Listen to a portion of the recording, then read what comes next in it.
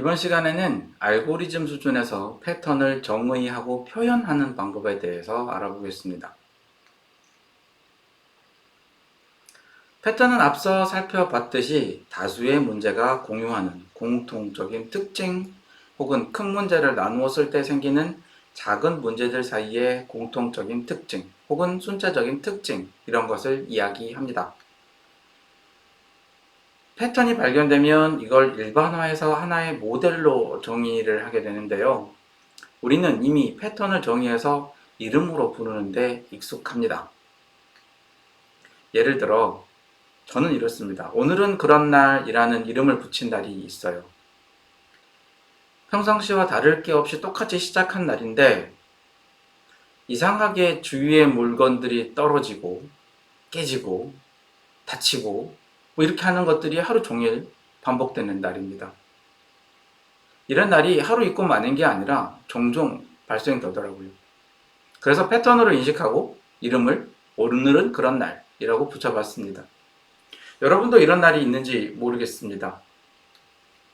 소프트웨어에서도 마찬가지입니다. 소프트웨어를 수학 계산에 많이 사용하게 되는데 수식을 들여다보면 팩토리얼이 상당히 빈번하게 등장합니다.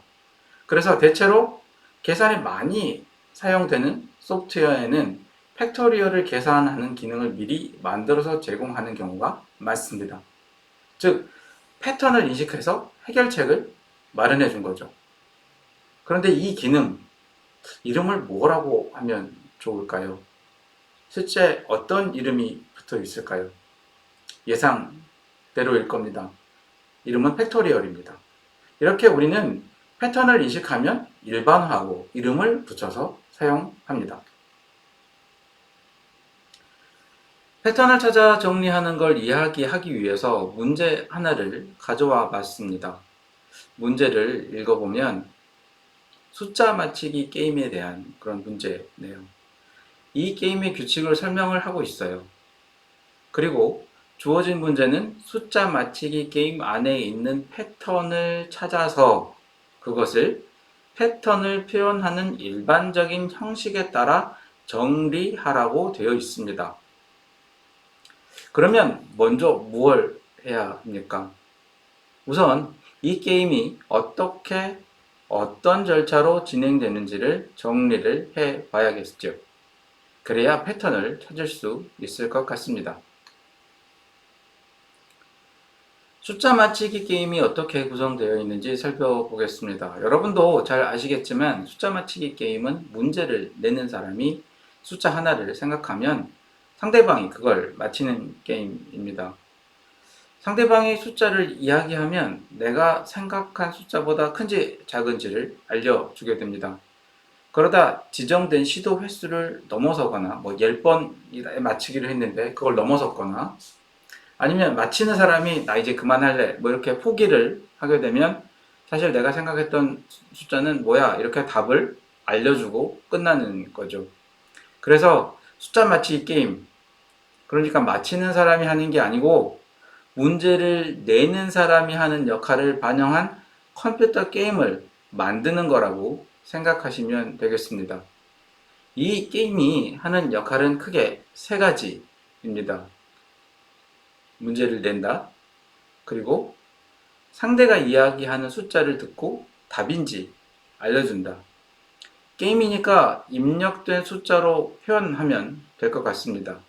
그리고 횟수를 초과했거나 포기하면 정답을 알려주는 일, 이렇게 구성이 되어 있습니다. 우리는 지금 패턴을 찾기 위해서 먼저 나누기를 하고 있는 겁니다. 이제 그러면 문제를 출제한다는 건 뭔가요? 컴퓨터 입장이 되면 이 일은 임의의 숫자 하나를 생성해서 기억한다 라고 정의할 수 있습니다. 그런데 아직 잘 안 보입니다. 숫자를 생성하고 기억한다라는 건 어떤 걸 의미할까요? 숫자를 생성하는 건 숫자를 생성하는 어떤 기능이 있다고 가정을 해도 좋겠습니다. 그렇다면 이제 숫자를 기억하는 일이 남는데요. 기억한다고 하는 건 어떻게 표현할 수 있을까요? 저는 임의의 변수 하나를 만들고 여기에 적절한 이름을 붙인 다음에 생성한 숫자를 저장한다 라고 표현할 수 있을 것 같습니다. 이렇게요. 그러면 입력을 받아서 정답을 확인하는 일이라는 건 이제 어떻게 정의할 수 있을까요? 입력을 받는다는 것은 불러준 숫자를 기억한다라는 건데요. 컴퓨터에서는 외부에서 입력한 숫자를 변수에 저장한다. 이렇게 정의할 수 있겠습니다. 그럼 정답을 확인하는 일은 생성한 숫자와 입력한 숫자의 비교일 뿐입니다. 두 변수에 저장된 값의 비교인 거죠. 그리고 나서 큰지, 작은지 알려주겠죠. 정답을 알려주는 건 뭡니까? 처음에 생성한 숫자를 그냥 출력해 주는 것입니다. 자, 이제 1을 다 나눴어요. 이제 어느 부분이 반복적으로 발생되는 일인지 살피면 될 것 같습니다. 이 일 가운데 반복되는 일은 입력을 받아서 정답을 맞힐 때까지 계속 같은 일을 반복하는 이 부분입니다. 패턴을 찾았어요. 찾았으니 정리를 해야죠. 자, 이 문제에서 발견한 패턴 부분만 따로 그리고 변수의 이름을 사용해서 정리했더니 이런 형태가 됐습니다. 정답을 맞힐 때까지 여기서는 횟수 제한이 없는 것으로 가정을 하고 있습니다. 그래서 정답을 맞힐 때까지 입력을 받아서 같으면 정답입니다를 표시하고 끝. 다르면 어떻습니까? 큰지 작은지 비교를 해야죠. 이렇게 비교를 하고 결과에 따라서 메시지를 출력합니다. 잘 정리가 된 것 같습니다. 이제 이걸 정형화된 표현으로 바꿀 텐데요. 여기서는 방법을 설명하기 위해서 하나하나 단계를 거치지만 사실은 실제로는 패턴이 발견되면 바로 표현 형식대로 정리를 합니다. 그러니까 지금 보여드린 이 단계를 건너뛰고 정형화된 단계로 바로 표현을 한다라는 이야기죠. 어쨌든 한 단계 더 나가 보겠습니다. 이 반복되는 패턴은 정답을 맞힐 때까지 반복하는 패턴으로 표현이 되어 있는데요. 정답을 맞힌다 라는 것은 어떤 의미를 담고 있을까요? 이 개념은 어떻게 정의를 할 수 있습니까? 정답을 맞힌 상태가 되어야 맞히기, 그러니까 즉 패턴이 종료가 되니까요. 정답을 맞힌 상태를 표현할 수 있어야 합니다. 이런 반복적인 흐름을 표현하는 다양한 방법이 있는데 이걸 하나씩 살펴보겠습니다. 첫 번째, 정형화된 패턴의 표현 방법입니다. 이걸 읽으려면 몇 가지 키워드의 의미를 알고 있어야 합니다. 먼저 while입니다. while은 영어 뭐뭐 하는 동안입니다. 여기서 while 뒤에는 조건을 붙입니다. 무슨 의미냐? 내가 패턴을 반복하려고 하는 일이 있는데 뒤에 붙인 조건이 참인 동안만 반복을 하겠다라는 의미가 됩니다. 다시 조건이 참이면 반복하는 겁니다. 그런데 위에 사용된 조건을 보면 true라고 되어 있습니다. 이렇게 되어 있죠. true는 논리값인데 참입니다.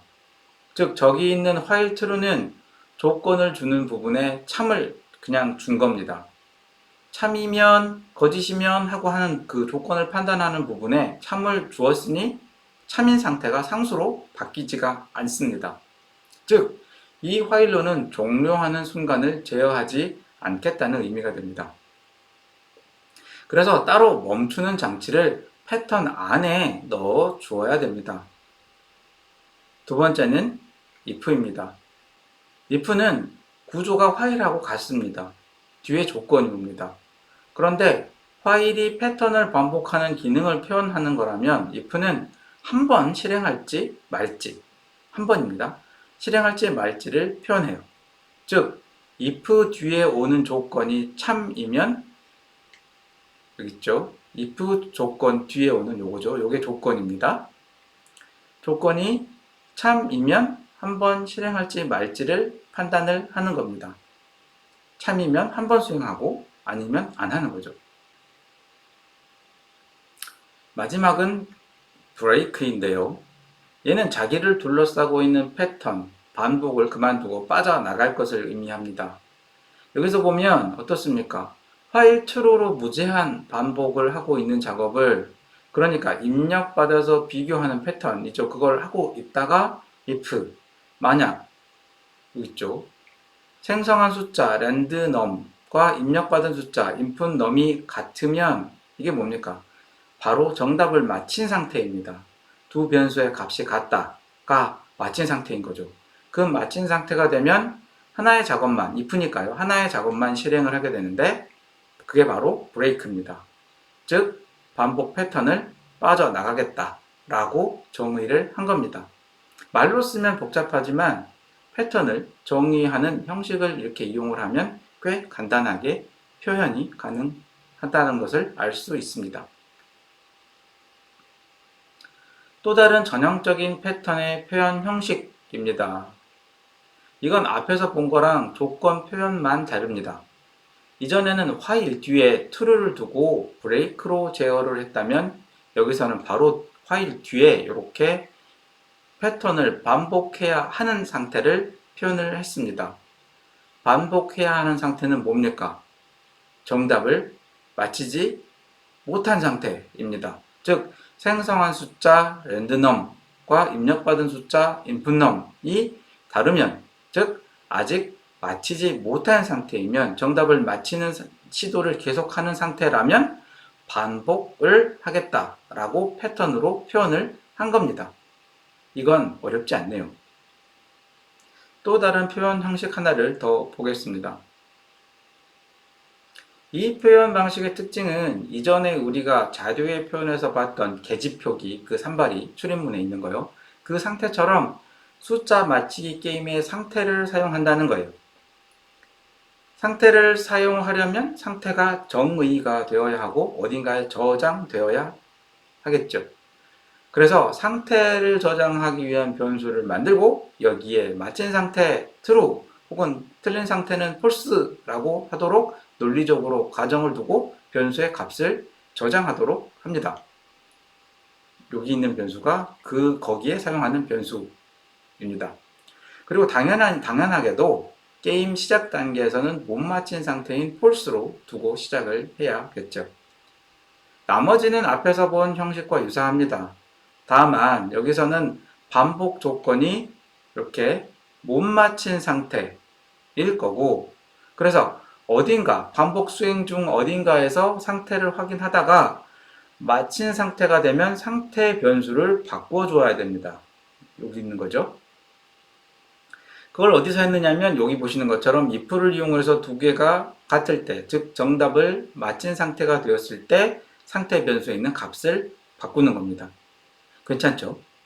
이해가 되면 상당히 명확하게 숫자 맞히기 게임의 패턴을 정의하고 있다는 것을 알 수 있습니다.